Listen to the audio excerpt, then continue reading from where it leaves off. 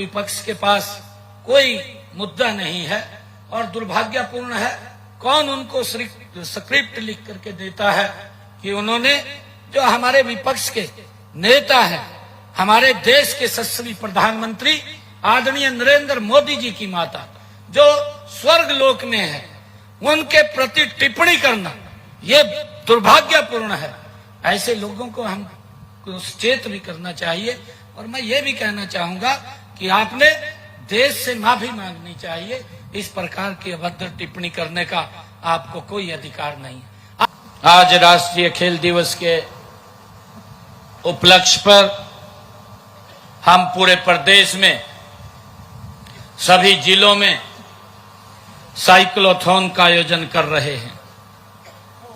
आज का यह दिन ये हम सब के लिए गर्व और गौरव से भर देता है, न केवल इसलिए कि अब हरियाणा खेलों का पावर हाउस है, बल्कि इसलिए कि आज राष्ट्रीय खेल दिवस हमें हॉकी के जादूगर श्री ध्यानचंद जी की याद भी दिलाता है। मित्रों, उनके जन्मदिन को राष्ट्रीय खेल दिवस के रूप में मनाया जाता है।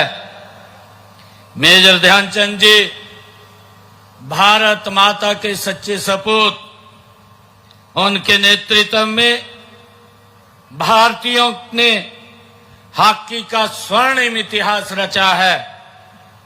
इसके फलस्वरूप हॉकी को राष्ट्रीय खेल का दर्जा भी मिला है। उन्होंने भारतीय हॉकी टीम को उन बुलंदियों पर पहुंचाया जिनसे हमने 3 बार ओलंपिक स्वर्ण पदक जीते हैं। यह किसी भी राष्ट्र के लिए ये गौरव की बात है। मेजर ध्यानचंद जी हमारे युवा खिलाड़ियों के लिए एक प्रेरणा स्रोत हैं। उनके जन्मदिन को राष्ट्रीय खेल दिवस के रूप में इसलिए मनाया जाता है ताकि हमारे खिलाड़ी उनके जैसी लगन और मेहनत करके वैसी ही उपलब्धियां प्राप्त करने के लिए उनको प्रेरित हों, आगे बढ़ें।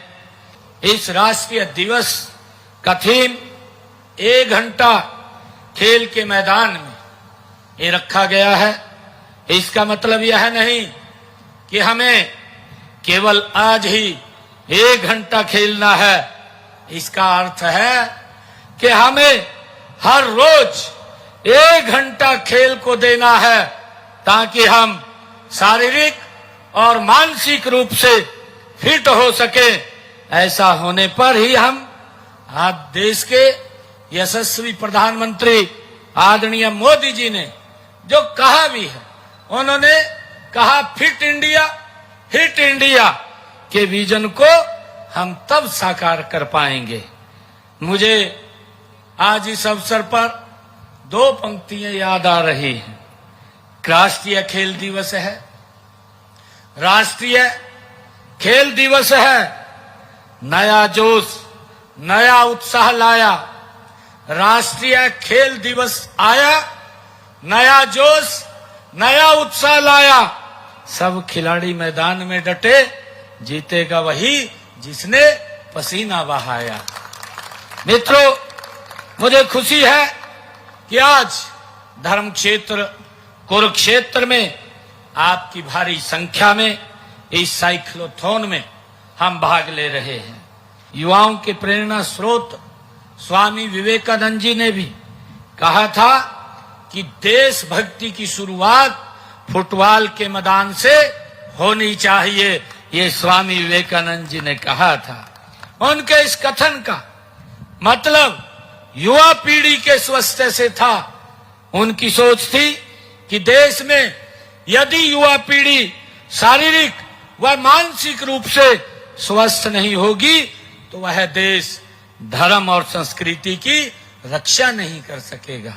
मित्रों, देश के यशस्वी प्रधानमंत्री आदरणीय नरेंद्र मोदी जी ने भी 2036 के ओलंपिक खेलों में भारत को खेल महाशक्ति बनाने का लक्ष्य रखा है। हमारे खिलाड़ियों ने पेरिस ओलंपिक 2024 में भारत द्वारा जीते गए 6 पदकों में से 5 पदक हमने जीते हैं। इससे पहले टोक्यो ओलंपिक 2020 में भारत द्वारा जीते गए 7 पदकों में से 4 पदक हरियाणा के खिलाड़ियों ने जीते हैं। मित्रों, यही नहीं, एशियाई खेलों में भी हमारा प्रदर्शन बड़ा सराहनीय रहा है। एशियाई खेल 2022 में राज्य के 82 खिलाड़ियों ने भाग लिया। इनमें से देश के 111 पदकों में से 28 पदक हरियाणा के खिलाड़ियों ने जीते हैं। मित्रों, राष्ट्रमंडल खेलों में भी हरियाणा के खिलाड़ियों का दबदबा रहा है। बरगेम राष्ट्र खेल 2022 के दौरान हरियाणा के खिलाड़ियों ने 20 पदक जीते हैं। ये उपलब्धियां हमारी दूरदर्शी खेल नीति का परिणाम है। ऐसी ही प्रतिभाओं को आगे लाने के लिए हमने अनेक कदम हमारी सरकार उठा रही है। बचपन से ही खिलाड़ियों को तराशने के लिए प्रदेश में खेल नर्सरियां खोली जा रही हैं। इनमें उन्हें वित्तीय सहायता, प्रशिक्षण प्रदान किया जाता है। इस समय मुझे खुशी है कि प्रदेश में 1489 खेल नर्सरियां कार्यरत हैं। इनमें 37,225 खिलाड़ी हमारे प्रशिक्षण ले रहे हैं। इन नर्सरियों में नामांकित हमारे 8 वर्ष से लेकर के 14 वर्ष तक की आयु के खिलाड़ियों को 1500 रुपए तथा 15 वर्ष से लेकर के 19 वर्ष तक के खिलाड़ियों को 2000 रुपए मासिक मात दिया जाता है। हमने उत्कृष्ट खिलाड़ियों के लिए सुरक्षित रोजगार सुनिश्चित करने के लिए हरियाणा उत्कृष्ट खिलाड़ी सेवा नियम 2021 भी बनाए हैं। मित्रों, इसके तहत खेल विभाग में हमने 550 नए पद भी बनाए गए हैं। हमने 224 खिलाड़ियों को सरकारी नौकरी में भी उनको दिया है। खिलाड़ियों के लिए क्लास 1 से क्लास 4 तक के पदों की सीधी भर्ती का आरक्षण का प्रावधान भी हमने किया है। मुझे ये बताते हुए गर्व भी हो रहा है कि हरियाणा देश का पहला राज्य है जो पदक जीतने वाले खिलाड़ियों को सबसे अधिक नगद पुरस्कार देता है। हमने अब तक खिलाड़ियों को 593 करोड़ रुपए के नगद पुरस्कार देने का काम ये हमारी सरकार ने किया है। राज्य में मजबूत खेल इंफ्रास्ट्रक्चर भी हम तैयार किया गया है ताकि खिलाड़ियों को सभी आधुनिक सुविधाएं वो मिल सकें। कि आज हम एक कुरुक्षेत्र जिले को सांस्कृतिक और खेल के क्षेत्र में आगे बढ़ाने के लिए, एक नागरिक सहभागिता बढ़ाने के लिए मेरा कुरुक्षेत्र मेरा अभियान पेज भी हम आज लॉन्च कर रहे हैं। मित्रों, लगातार सरकार ये काम कर रही है।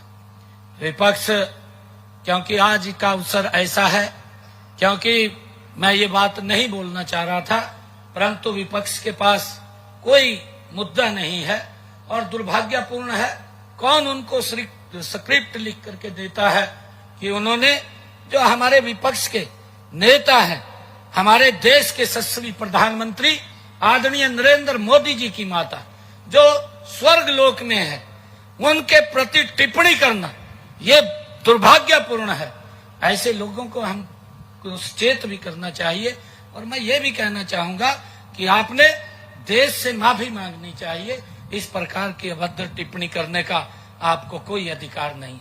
आप बताएं कि हमने अपने समय के अंदर ये उपलब्धियां की हैं। ये देश जानना चाहता है, देश सुनना चाहता है कि आपने अपने समय में क्या क्या काम किए हैं। आज उसके ऊपर देश जानना चाहता है, परंतु इस प्रकार की अभद्र भाषा बोल करके, इस प्रकार की अभद्र टिप्पणियां करके आप ध्यान नहीं भटकाना चाहते, ना आप ध्यान भटकाना की कोशिश कर सकेंगे। आदरणीय मोदी जी के नेतृत्व में ये भारत दुनिया में एक सशक्त, एक मजबूत भारत के रूप में उभर करके सामने आया है। मैं सभी युवाओं से आग्रह करता हूं कि वे खेल को अपने जीवन का एक अभिन्न अंग बनाएं और मेजर ध्यानचंद जी की तरह अनुशासन, मेहनत, समर्पण के मार्ग पर हम आगे बढ़े चलें। मैं इसकी अपील आप लोगों से करता हूं। आप सबका मैं दिल से धन्यवाद करता हूं। इन्हीं शब्दों के साथ जय हिंद, जय भारत, जय भारत माता।